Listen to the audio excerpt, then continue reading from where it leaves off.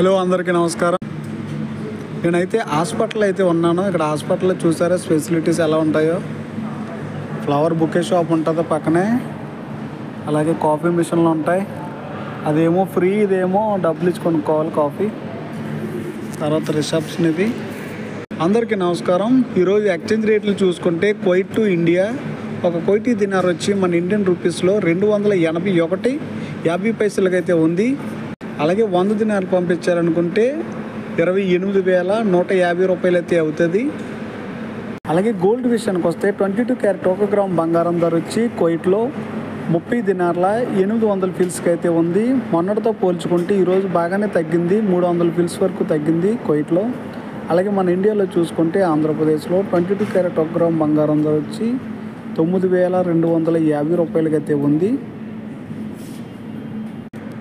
Okay friends, video like చేయండి, అలాగే subscribe అయితే చేసుకోండి.